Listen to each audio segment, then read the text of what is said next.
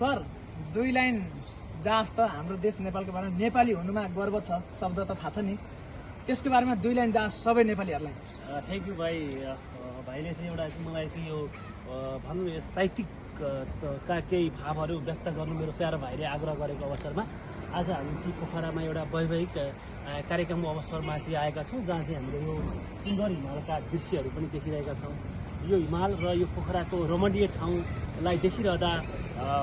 मैले चाहिँ पिता मिठा केही भनौँ न राम्रा नराम्रा साहित्यिक रचना सृजनहरू गर्दै पनि आएको छु विगत लामो समयदेखि र यहाँ आएर चाहिँ हिमाल देखिरहँदाखेरि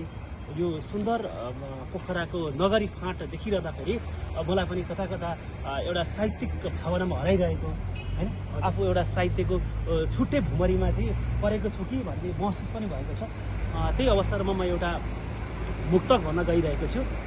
मुक्तक चाहिँ यसरी सुरु हुन्छ मेरै देशको नदी खोला ताल हेर्ने मन छ मेरै देशको नदी खोला ताल हेर्ने मन छ सधैँभरि मुस्कुराइरहने हिमाल हेर्ने मन छ मेरै देशको नदी खोला ताल हेर्ने मन छ सधैँभरि मुस्कुराइरहने हिमाल हेर्ने मन छ ए यमराज मलाई लान अलि ढिला गर्नु है ए यमराज मलाई लान अलि ढिला गर्नु है किनकि मलाई सबै नेपाल हेर्ने मन छ मेरै देशको नदी खोला ताल हेर्ने मन छ सधैँभरि मुस्कुराइरहने हिमाल हेर्ने मन छ साह्रै राम्रो साह्रै तपाईँको यो अन्तिमको शब्द रहेछ नि एकदम म भावुक भएँ। ओके ल थ्याङ्क यू